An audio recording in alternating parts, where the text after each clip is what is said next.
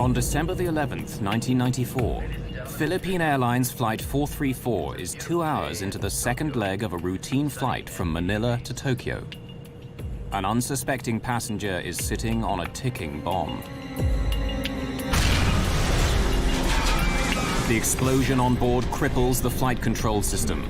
Unless the pilot can regain control, the jumbo jet may crash into the Pacific Ocean.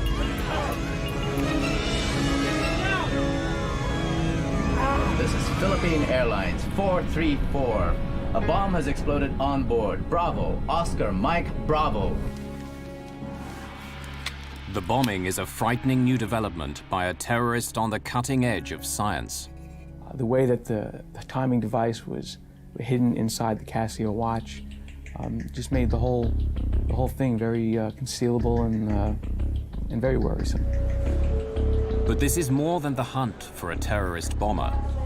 This is a story of how investigators make a shocking discovery. The explosion on PAL 434 is only a test for an attack on American carriers, an attack that would dwarf every other terrorist atrocity at the time.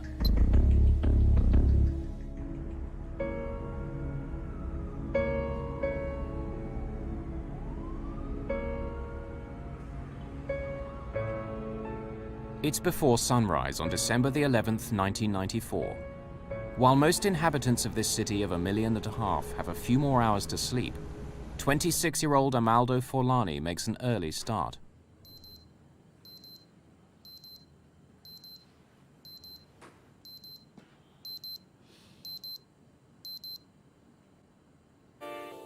Forlani is not his real name. It's the alias he's chosen for today's mission. He's actually from Pakistan, not Italy.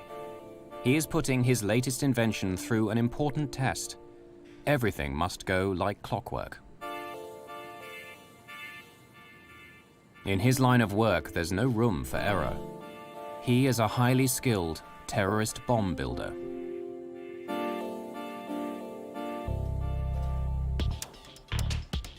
He packs the liquid explosive bomb very carefully.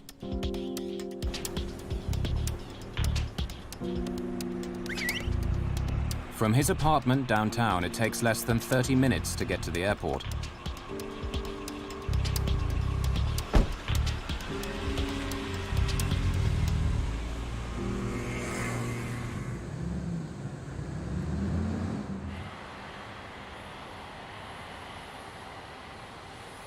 He arrives in plenty of time for his 5 a.m. flight with Philippine Airlines. Before he can board, the bomber must outwit airport security screening procedures. He's designed the components of his bomb to pass undetected by X-ray and metal detection equipment. Or so he hopes.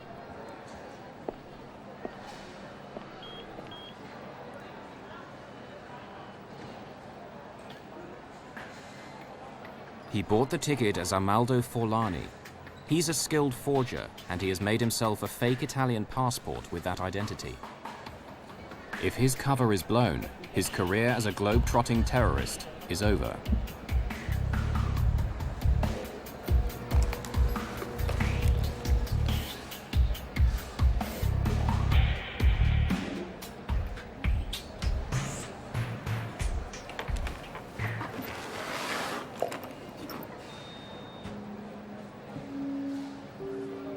Having successfully got the bomb through airport security, he boards his Philippine Airlines flight. The final destination of PAL 434 is Tokyo, but there's a stopover in the Philippine resort town of Cebu, over 550 kilometers to the south of Manila. This is as far as the bomber is flying today.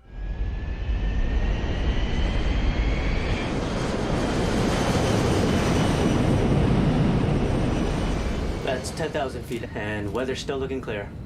Thanks, Dex. I'm engaging autopilot.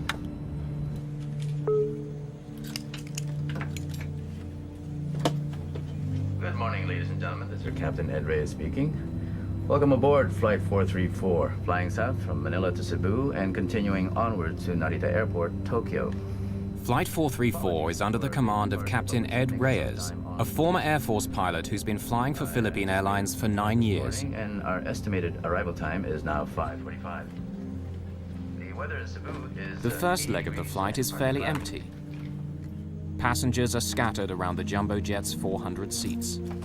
After takeoff, the bomber is able to move.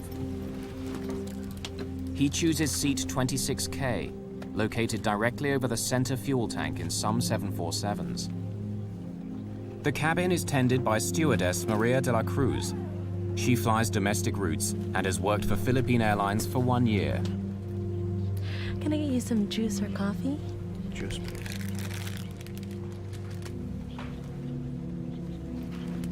Now the bomber must find a vacant lavatory to assemble the explosive device.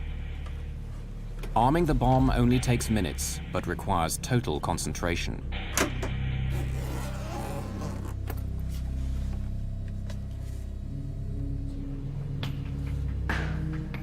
The final step is setting the timer so it will explode in 4 hours' time, long after he leaves the plane.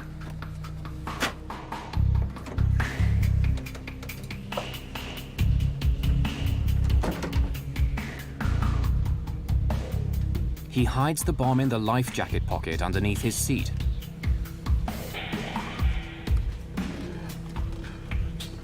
He then changes seats.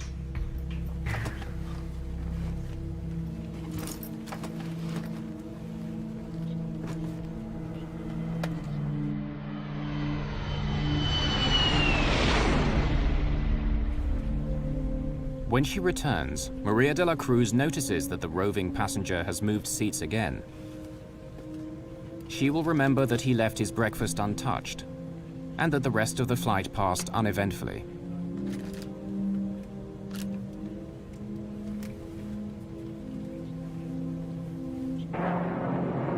As Philippine Airlines Flight 434 begins its final approach into Cebu, more passengers are getting ready to board the aircraft that will take them onwards to Tokyo.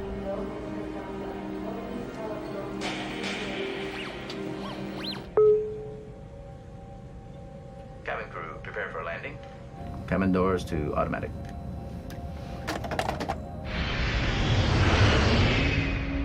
PAL 434 lands in Cebu at 6:50 a.m. and several of the passengers disembark, including the terrorist with the alias Amaldo Forlani. Bye-bye. Thank you. Maria de la Cruz will also leave Flight 434. A new cabin crew will take over for the 4.5-hour flight to Tokyo.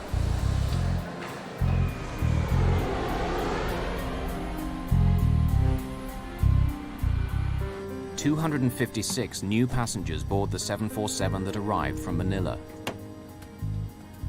Many of the passengers in this cabin are Japanese. Among them is 24-year-old engineer Haruki Ikegami. He's looking forward to getting home to Tokyo after his first trip overseas.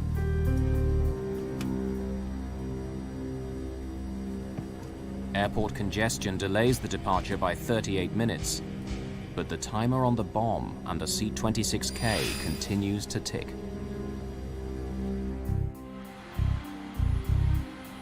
"8:30 a.m., December the 11th, 1994. All passengers for Philippine Airlines Flight 434 are now on board for the leg to Tokyo. None of them is aware that 2 hours earlier, a terrorist planted a time bomb under one of their seats. Steward Fernando Bayot is assisting passengers in the forward cabin on this 4.5-hour flight. At 8:38, PAL 434 is cleared for takeoff. On the flight deck, Captain Ed Reyes is assisted by First Officer Jaime Herrera and Systems Engineer Dexter Comendador. Reyes and Comendador are both former Air Force pilots.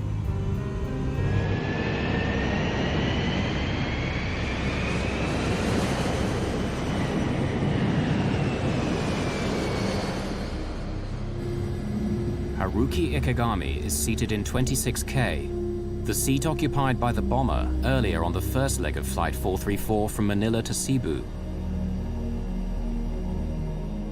Several passengers in this cabin are co-workers, traveling with a Japanese tour group, including Keisuke Aoki and Masaharu Mochizuki. After takeoff, everything seemed normal. We were flying at 10,000 meters. I was reading a magazine, then the meal was served. After eating, I went to sleep.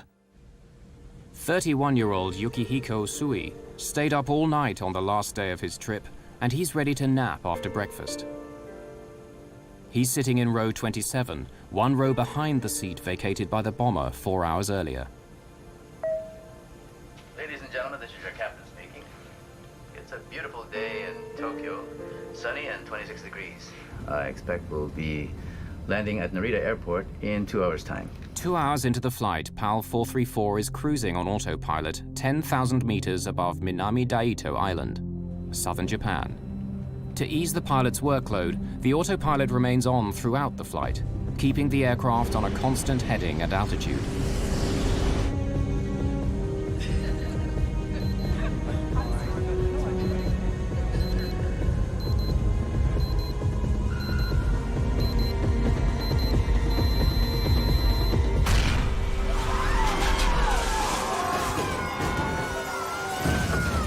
God forgive me. That was my inner thought, you know. God forgive me. I think I'm going to die now. Then after that, I have to do what I had to do. Oh, I've lost control. I have control. Dex, check the pressurization loss. Be prepared. Checking QRH for... Although the autopilot instantly corrects the aircraft's bank to the right, the effect of the blast is far from over. There was a loud bang which woke me up. I could feel the plane expanding from the pressure. I saw smoke as well as debris falling like powder. Ladies and gentlemen, please stay in your seat. The injured people were trying to get away from the area where the bomb was.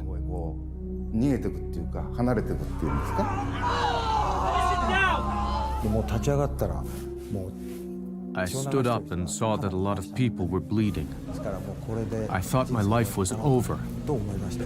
Stay in your seat, please. The cabin crew's first priority is to stop passengers leaving their seats. Yukihiko Usui is sitting in the row directly behind the explosion. Both his legs are badly wounded. Steward Fernando Bayot moves him away from the blast site.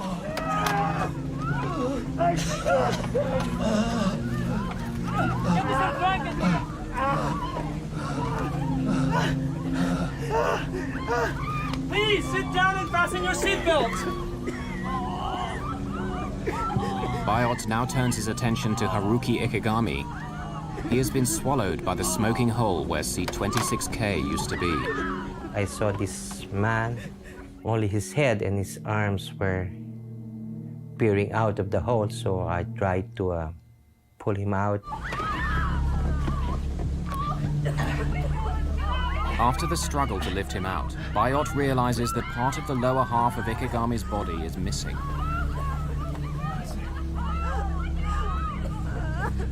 Within a couple of minutes, he dies.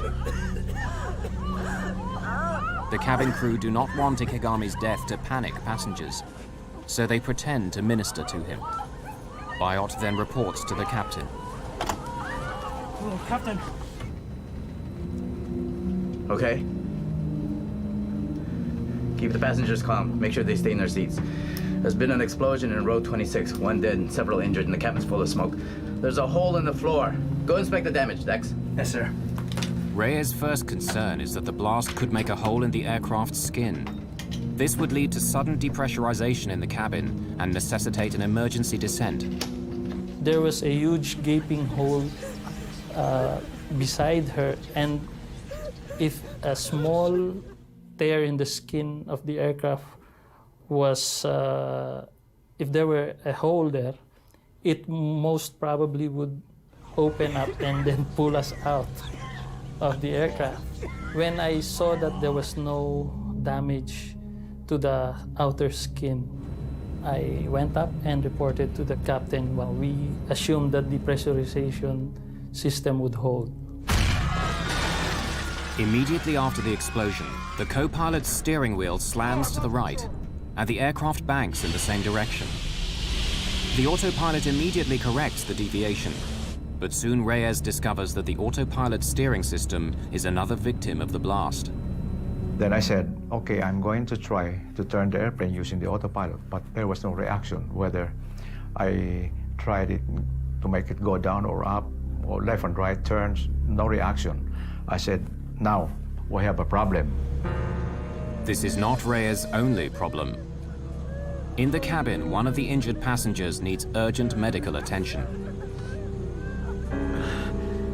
Tokyo is still 2.5 hours away, and Reyes decides to try and land at Naha Airport on the island of Okinawa, located 74 kilometers to the west. He orders the co-pilot to make a Mayday call. Yes, sir. Naha, PAL 434, heavy declaring emergency. Explosion on board. We have casualties. Requesting emergency landing at Naha. We will need full emergency services on landing.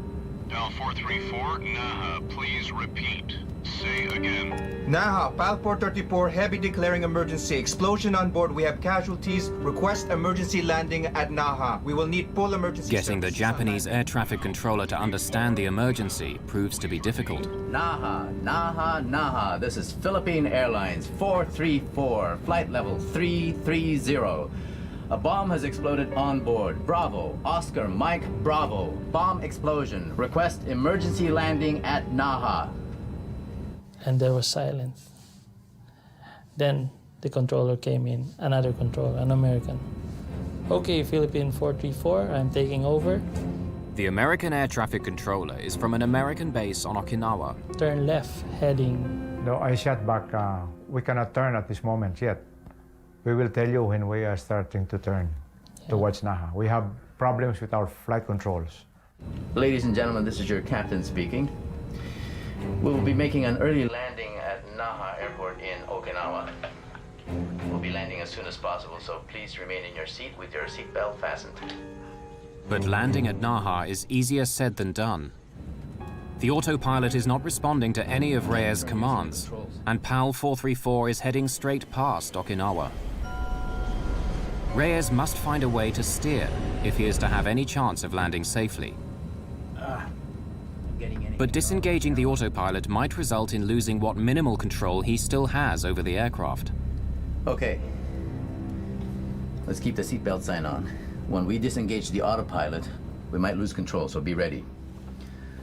Since the autopilot won't react to any inputs that I make, I was scared if I disengage the autopilot, the aircraft might make a sudden bang to the right that we might not be able to control. At a count of 3, I'll disengage. 1, 2, 3.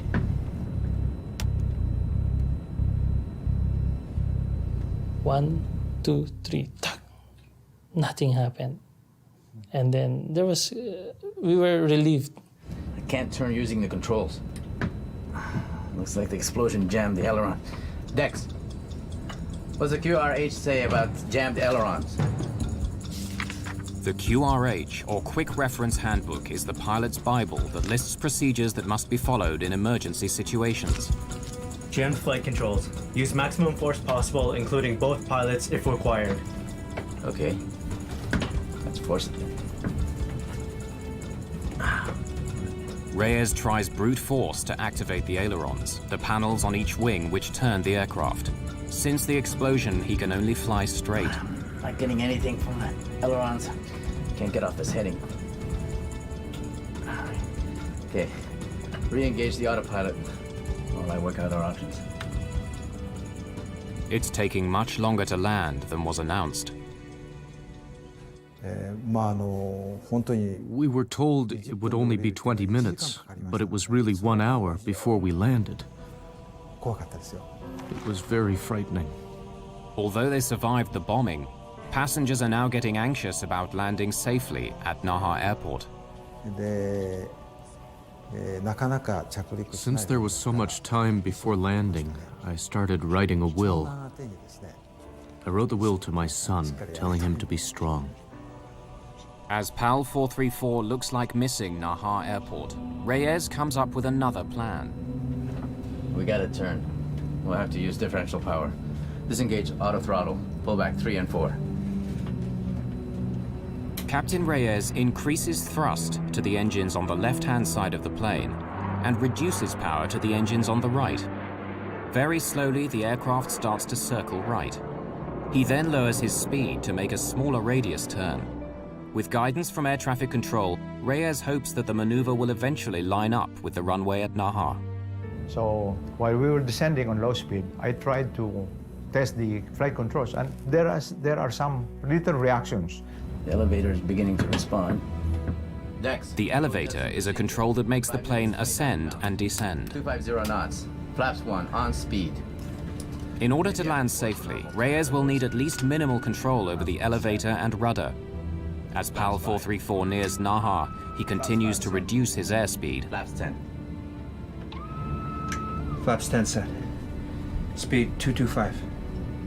Okay, she's turning. Sir, if we reduce our weight, we will be able to reduce our approach and landing speeds. Suggest we dump fuel. Sige, magaling. Reyes orders the systems engineer to dump 36 tons of fuel. 5 minutes, 20,000 pounds. Less fuel means less strain on landing gear and brakes at touchdown. Check.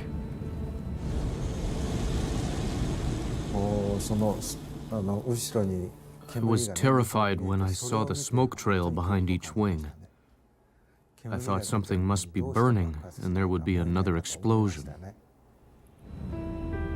As the time to touchdown gets closer, Reyes worries that the bomb may have done more as yet unknown damage to the aircraft. I'm not certain our landing gear will hold up. Strap yourself in. I'll grease the purser.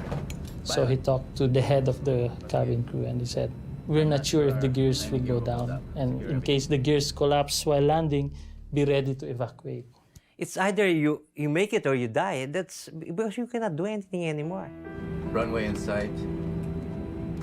With only minimal control over the aircraft, Reyes faces the most challenging landing of his career.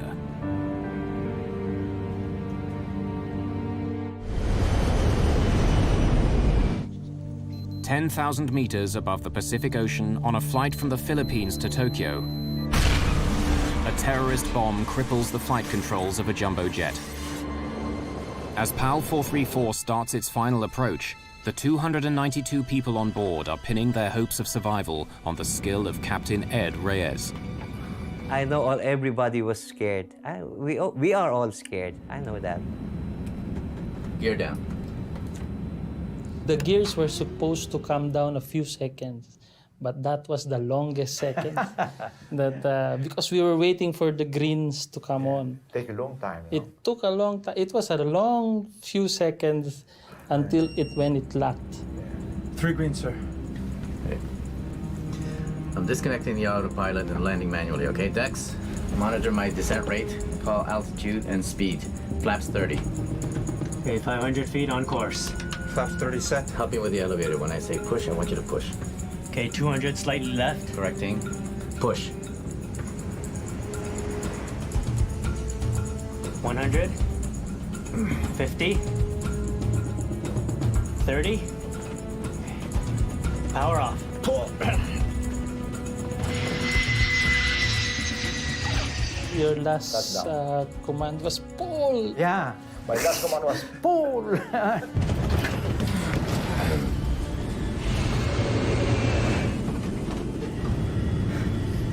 I made sure that the throttles were closed because he might give a go around and I would make sure that we would stay on the ground.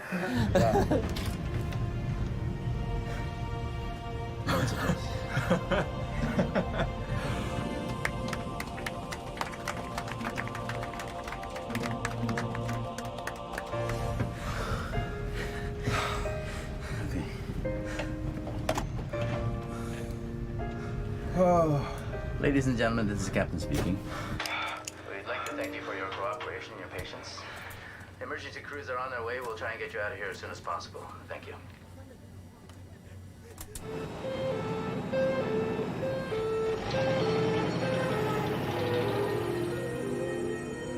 The Philippine Airlines 747 is now a crime scene under Japanese jurisdiction. As investigators from the Okinawa Police Department set out to solve the mystery of what happened, They turn their attention first to the dead man in seat 26K.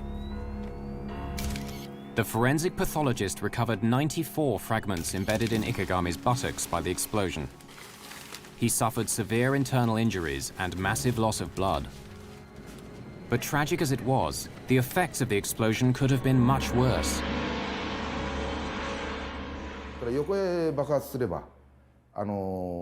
If the explosion had been sideways, it would have blown a hole in the plane and caused an air pressure problem.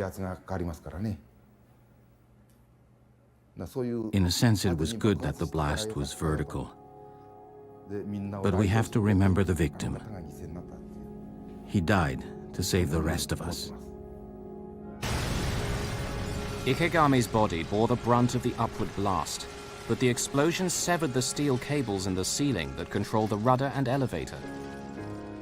The charge also severed the co-pilot's control cable to the right aileron, one of the control surfaces on the wing which make an aircraft bank and turn.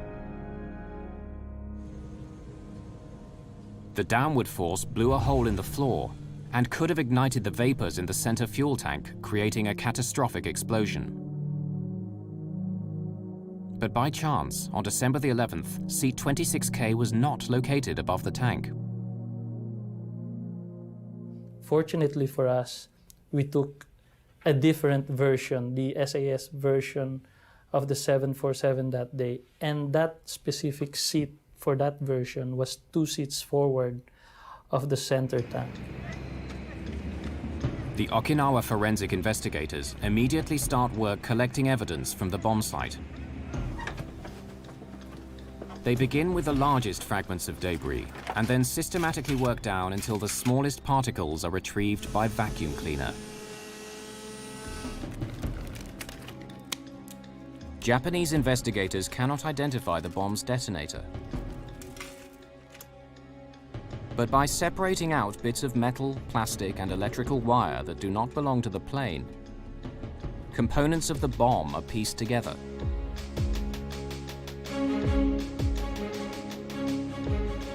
One forensic investigator is able to identify the bomb's timer. By reconstituting dozens of burnt fragments, he discovers it's a modified digital wristwatch. Investigators also discover that one of the bomb's 9-volt batteries is only sold in the Philippines. It's another clue that suggests that the bomber could be based there. Philippine National Police Deputy Chief Sonny Raisin is on the case. In the later part of 1994, we already started to receive information, intelligence reports, that there were Middle Eastern personalities that were here already in the Philippines. On the night of January the 6th, 1995, almost 4 weeks after the bombing of PAL 434, the Philippine police get a lucky break. In his Manila apartment, the PAL 434 bomber has enlisted the help of an accomplice to mass-produce his new undetectable bomb.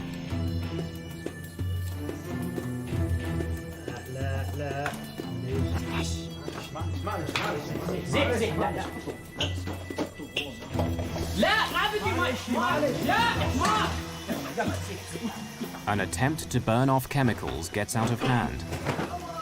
Acrid-smelling smoke spills out of the apartment.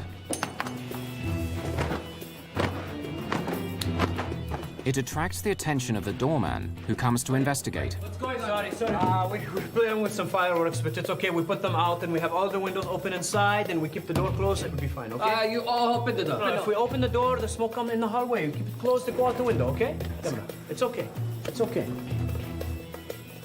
Until the smoke dissipates, the bombers decide to wait outside the apartment.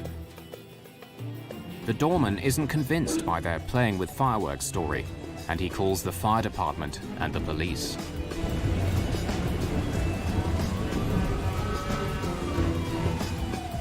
By the time the firemen come, the smoke is gone, and they leave after a quick check.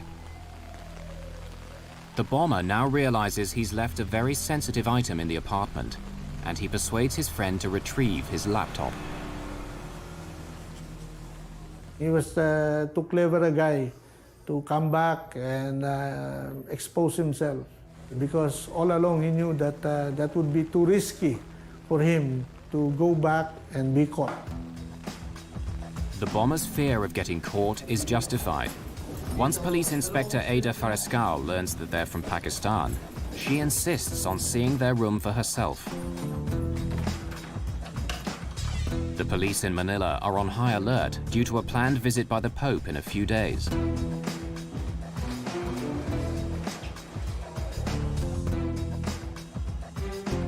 What Inspector Fariscal finds confirms her worst fears about the intentions of the tenants.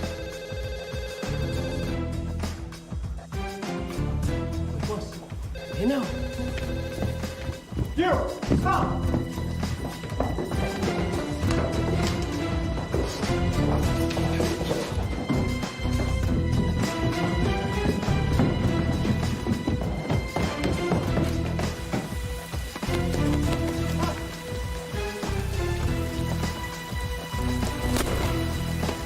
The shot distracts the apprentice and he trips over a fallen palm tree.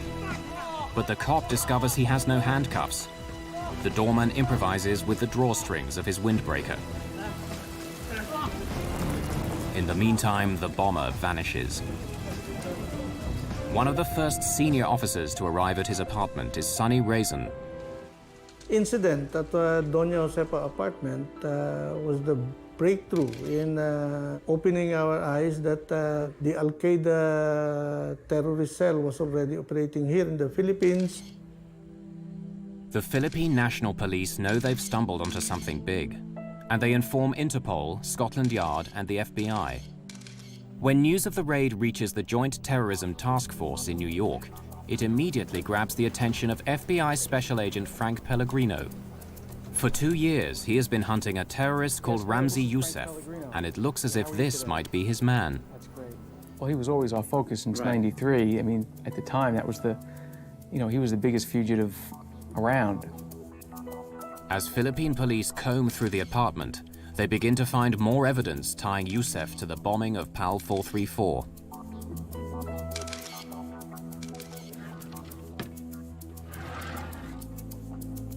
There was a similarity between the watches that were found in the apartment and the type of watch that was used in Okinawa. Putting together that watch, that was the watch that was on the bomb on that flight 434, and identifying those pieces eventually as a Casio watch, it was amazing. Youssef is a skilled forger. Investigators find several identification cards bearing various names, and photos in each of which he looks quite different. One ID card is of particular interest. So, almost as a dig to us, the ID card used the First World Trade Center bombing date as the date that the card was issued. So we knew right away it was Youssef that had been in the apartment. They knew chemicals. The chemical dictionary was a very well-used item, underlined, highlighted, well-read, notations throughout the book, something that he used quite often. And I don't remember the exact number. I think there might have been 100 latent prints found on that belonged to him.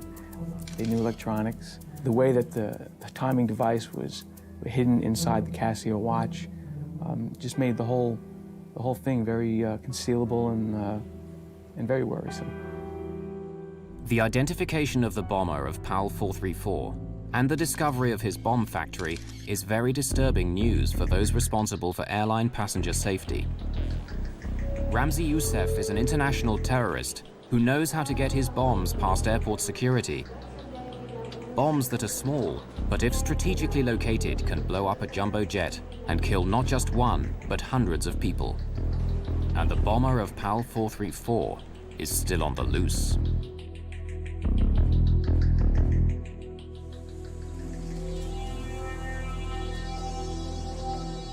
The Philippine National Police have stumbled on the hideout of an international terrorist. The FBI identify him as Ramzi Youssef. Evidence that Amaldo Forlani, the man who planted the bomb on PAL 434, is the same person as Ramzi Youssef, comes from the travel agent who sold him the Philippine Airlines ticket. Ramzi Youssef is just one of several aliases of a man who tops the FBI's most wanted list. An international terrorist with a $2 million bounty on his head. Youssef, whose real name is probably Abdul Karim Basit, was born and raised in Kuwait, where his father worked as an engineer. It was there that he met the friend that he enlisted to help him in the Manila bomb factory. When he was 18, Youssef's family returned to their Pakistan homeland. Youssef married and had 2 children. Soon after returning home, his parents sent him to study in Britain.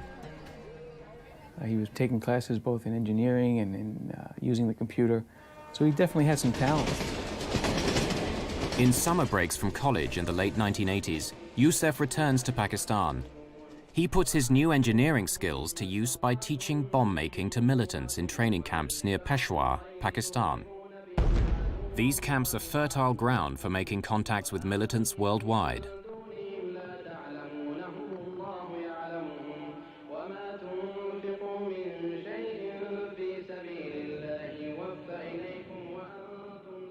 In September 1992, Youssef flies from Pakistan to New York to prepare for a major terrorist attack.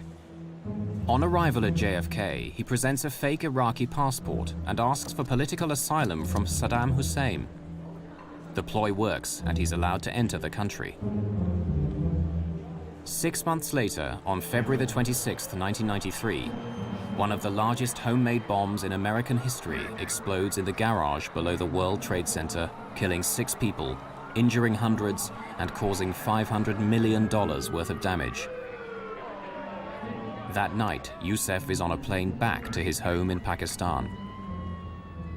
He was an action figure. He wanted to keep doing things. He wasn't happy with the one success he had. 18 months after the World Trade Center attack, Youssef flies to Manila to fine-tune the bomb that he plants on PAL 434. According to Sunny Razan, the Philippine capital suits him. Ramzi Youssef loved to enjoy life. He is a ladies' man. He associated himself with a lot of girlfriends, and he liked to party. He also drank a lot, see, and he enjoyed the life. Terrorists, they are your normal day-to-day people, the guy next door. After the bombing of PAL 434, Youssef arranges for his childhood friend Abdul Hakim Murad to assist him in Manila. But on January the 6th, 1995, 2 weeks after his arrival, Murad is arrested and sent to the Philippine police headquarters for interrogation. It took 67 days to extract the details of how Youssef planted the bomb. My impressions of him was that he was strong-willed, he was determined. Initially, he did not break down in questioning. And it was only when the FBI team that came in and provided us with additional information or pieces of the puzzle that we did not have, that he started to talk. Tiny chemical traces of the explosive were found on PAL 434, and Murad eventually admits that Youssef uses liquid nitroglycerin that he's stabilized and concealed in a bottle of contact lens solution.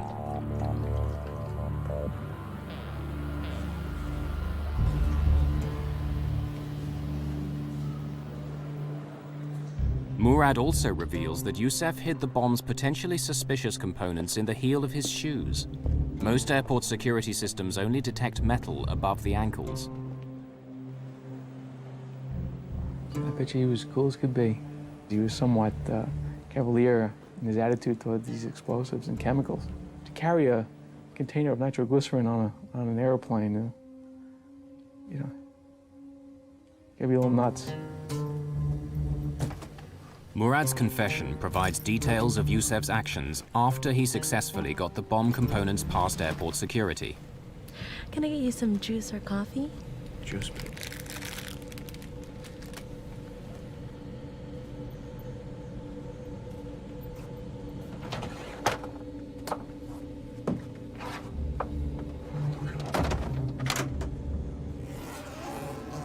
Youssef designed the device so the innocent-looking components can be quickly transformed into a lethal bomb. Youssef has modified a digital wristwatch as the bomb's timer. This is wired to a detonator inside the bottle of nitroglycerin. Two 9-volt batteries provide an additional electric charge to the exposed filament of a light bulb that will spark the explosion.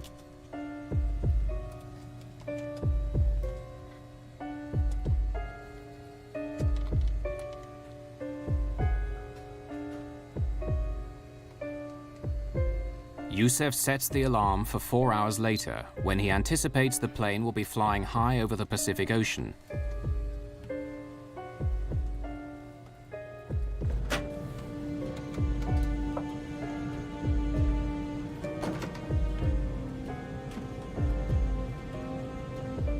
Youssef plants the bomb in a life vest pouch under his seat, a place ground crews are unlikely to inspect during the stopover in Cebu.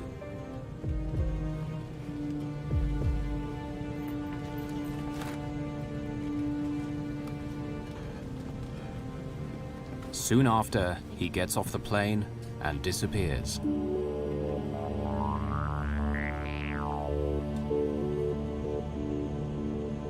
Four hours later, the time bomb under seat 26K awakes the airline industry to a new kind of terrorism.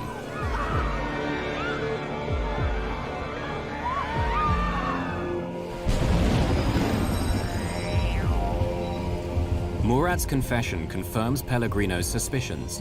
This is just the kind of sophisticated plot he has come to expect from Ramzi Youssef. But Pellegrino is still shocked by what Murad says next. PAL 434 was only a test, a dry run for a much larger terrorist plot that will kill thousands of airline passengers. A highly skilled terrorist, Ramzi Youssef, has already set off a new type of bomb on an aircraft. Now the FBI discovers Youssef wants to blow up more planes. And he continues to evade capture. FBI investigators find evidence of Youssef's meticulous planning on secret files on the laptop that he so desperately wanted his accomplice to retrieve.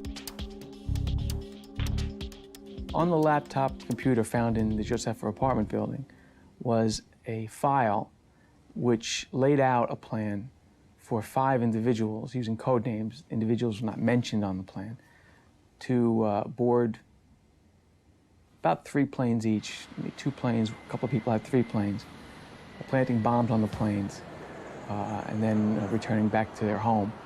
Hoping when they planted the bombs and with the timing devices, if everything went well, all bombs would go off within about a 6-hour time period. Any more than one would have been an airline disaster. So, you know, if they were 50% successful in their plan, I think it would have scared a lot of people for a long time. The file on Youssef's laptop reveals that the plan, codenamed Bojinka, is foiled with no time to spare.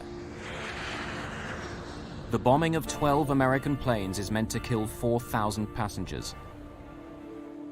Youssef's campaign of terror against the airlines is scheduled to start less than 2 weeks after the bust of his bomb factory in Manila.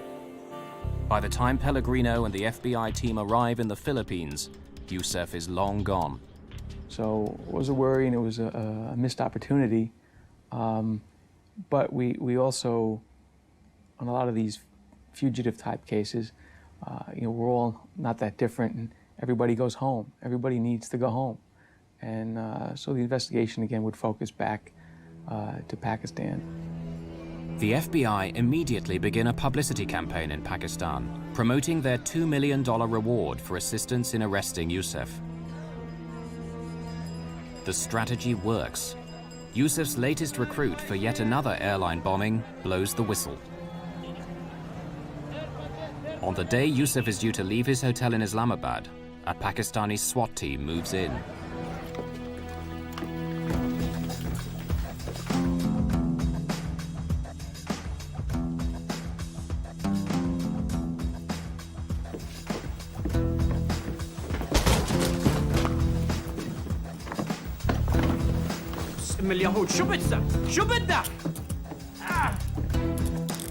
In Yusef's room are Delta and United Airlines flight schedules, as well as bomb components hidden in children's toys.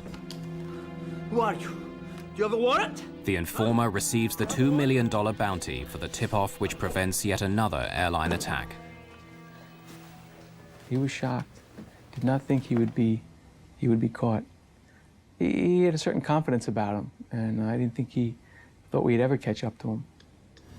Within hours of his capture, Yusef is extradited from Pakistan and put on a waiting US government plane.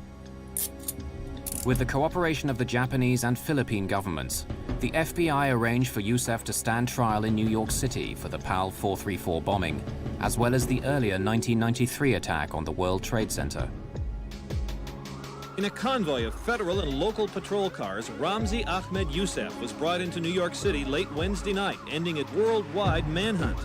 He was arrested Tuesday in Pakistan by Pakistani authorities and brought back by the FBI on a U.S. plane, then into custody with heavy security on the street in case of any terrorist attacks prompted by his arrest.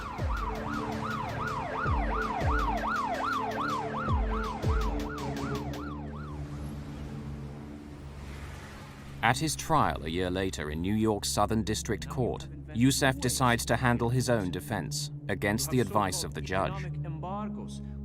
He performs better than expected, but he is found guilty on all charges related to the bombing of PAL 434 and conspiring to bomb 12 American passenger planes. Yusef is also found guilty in a second trial for the World Trade Center bombing. In his final summing up, Yusef justifies his actions. Yes, I am a terrorist and proud of it. And I only support terrorism so long as it's against the United States government and against Israel, because you are more than terrorists. Although Pakistani, Yusef describes himself as Palestinian by choice. And he justifies the PAL 434 and World Trade Center bombings as punishment for a US foreign policy that favors Israel over Palestine. And hypocrites! For both crimes, he's sentenced to 240 years in prison. The judge recommends solitary confinement for life in the most secure prison in the United States, located in Florence, Colorado. It houses the country's most violent and dangerous prisoners, and it's where Yusef will spend the rest of his life, confined in a cell for up to 23 out of every 24 hours. We cannot afford to just sit down and count our victories with the arrest of Ramzi Yusef. Somebody else has already replaced him, and somebody else is already thinking of how to circumvent these security measures that we've put up.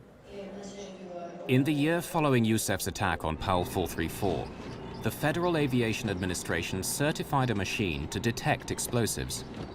Not one American carrier bought it. Only after 9/11 was a law passed that required US airports to deploy explosive detection systems. But the most reliable models are expensive or too slow and still not widely employed. Well, it was the old saying that we have to be right 100% of the time. Terrorists only has to be right once. Although there hasn't been a successful airliner bombing since PAL 434, those who forget the past may be destined to revisit it.